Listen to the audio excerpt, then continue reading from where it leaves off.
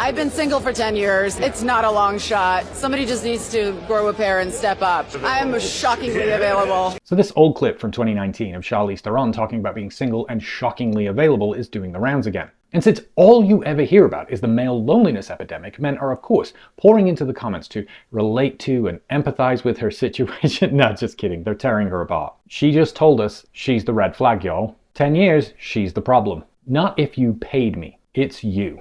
Translation, I can't keep a man. If she's been single for 10 years, it's because she wants to be single. A powerful woman who's used to getting everything she wants and calling all the shots. A man has to enter her life and submit to it. And I cannot even imagine the ways she will test him.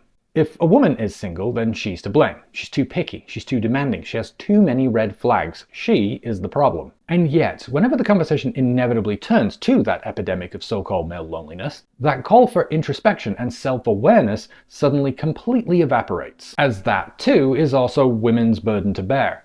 Because we operate from a foundation that there's never any valid reason to disqualify a man. A woman can disqualify herself by being too career-minded, too masculine, too demanding, too unstable. But if a man is single, well, couldn't be anything wrong with him, so women again must be to blame. They're too picky. They must want somebody who's taller, or who makes more money, or who has a six-pack, or is more of a simp. It's why the entirely made-up concept of the friend zone was invented, a means to disparage and shame women for disqualifying men with no valid reason. After all, these are men who are going above and beyond by being kind to women. So obviously it needs to be pointed out to women how utterly unreasonable they are being by refusing to date a man solely off that fact alone and absurdly having expectations of anything more than that, while neatly avoiding calling out the predatory behavior of men who cosplay kindness on the sole expectation that it must be returned and paid for with physical intimacy. It's why we can depict an endless list of sadistic men who delight in torture and violence. And yet for some, the greatest movie villain will always be a woman for committing the unforgivable act of rejecting a man who was kind to her. And yet, according to recent Pew data, roughly equal shares of men and women, around 16%, report that they feel lonely or isolated from those around them all or most of the time. Women, however, are more likely to leverage a far broader network for emotional support, turning to friends and family, while over half of men have no one other than their partner that they say they are very likely to turn to for emotional support.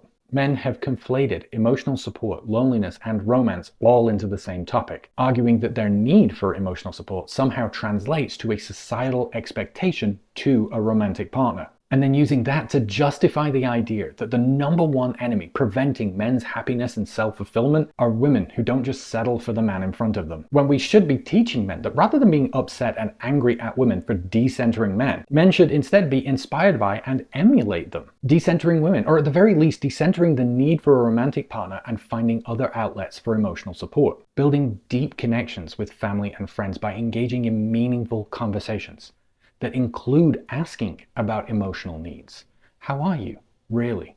How can we help and support each other? When I was a consultant and would travel a lot for work, it meant being away from home and alone in a strange city without my emotional support network. And one of the first things I would do was to look for local hobby and interest groups, board game night at a local comic book store, seeing a movie with a film enthusiast group, and taking walks with a hiking club. So yes, local hobby and interest groups, meetups are another option. Find local volunteering opportunities and events, and find support groups for areas and topics that you struggle with. Do everything you can to find and build community wherever you are, to connect and bond with other people over something other than a shared hatred of women for not dating you. Exercise and grow an authentic understanding of empathy by not only prioritizing and taking care of your own emotional needs, but by listening to others, being curious and asking questions, and learning to respond to and taking care of the concerns and needs of others. Realize that we all struggle with loneliness and maintaining those interpersonal relationships, and that in itself